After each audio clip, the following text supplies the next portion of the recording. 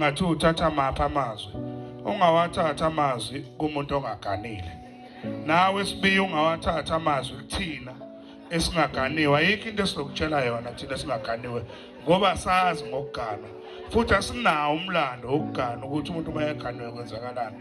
kunzima ukuthi sizokhuluma izinto zokuganwa singaganiwe nawe makoti ungawathathi amazwi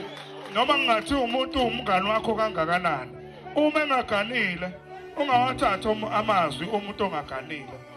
ngoba yena uzokuphosa ehlathini akade ephoseka kulona esingamazi noma uzobuya kulona noma ngeke ebuye mina nje makoti amazwi engushiya nayo nawe mfoka Sibiyi wena ke Sibiyi umfowethu ufuna ngikutshela mina nje ayikho into efuna ungixoxele yona ukuthi umakoti ukuthi ngoba ngazi ngomakoti nawe futhi umakoti ayikho into efuna ngoba uSibiyi umngani wethu thina umfowethu wakwethu emakhaya sihlobene futhi sinanokuhlobene nawe makoti noma ngathi unabangani noma ngathi ufunda nabo noma ngathi usebenza nabo noma ngathi uthiwa yino colleague ungawathatha amazwi kumuntu ongazi ngalesi sinqumo osithathile lesi sinqumo osithathile nje isakho ufuna uthatha isinqumo kubantu abahomama abaganile hayi umuntu ongaganile ozokutshela lento ukuthi ngeke ngizwe ngendoda wazini ngendoda ungenayo yini indoda ngiyabonga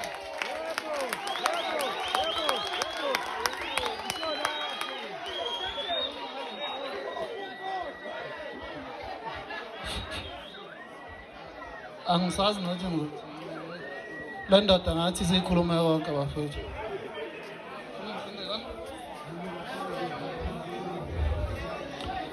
cha okwami bafethu akuzukuba kuningi ngicabanga ukuthi nalomuntu ongifakelana nje angazi nje ukuthi ubehloseni ngoba angiyena nje kwalowo muntu lo okwazi ukuma phambi kwalento yabona kodwa ke mhlambe ngingakusho ngingabongela umfowethu mhlambe ke kade kuumuntu akade sehla senyuka naye kodwa ngoba useyithathe isinqumo esihla sithathile mhlambe kuzofanele simhloniphe simnikeze indawo ehlukile kunalade simnikayo bese mhlambe ngidlulise mhlambe isicelo kumakoti wethu ukuthi umfowethu sisazomdinga noma yinini sisazomkhipha endlini noma yinini kodwa sizobe singamkhipheli into ezimbi sobe simkhiphela izinto ezinhle ukuze nawo umakoti akwazi ukuqhubeka kahle akwazi ukuqhubeka laledlile angamvimbeli umfowethu ukuthi aphume eminyango ebese mhlambe ngithi mhlambe ebantwini abala abangaganiwe mhlambe ngiyafisa ukuthi nami ngiyayibala angiganiwe kodwa manje ngiyabona ukuthi kushuthi manje ingane mase ithatha lesinqumo shuthi sekufanele ngisithathe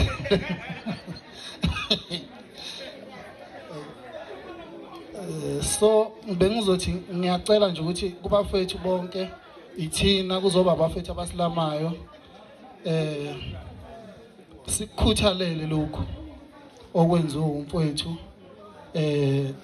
sazi ukuthi kuyaphilisa kuyaqoqana yabona so ngicabanga ukuthi bafethu anginakho ukuthini kodwa ke khona enye indoda mhlambe engingafisa ukuthi lamazi ngiwadlulise nakuyona kuqala khona indoda ehleli lapha phansi akade ikhuluma la enye yamadoda asivimbele nathi njengoba sisemva kwayo ngathi ayinalo uthando oluningi lokwenza lento eyenziwa umfowethu la so siyafisa ukuthi nayo yenze ukuze silandele nathi ngothando ngoba siphethwe nje sinabantu abadala esibalandelayo ngiyabonga bafowethu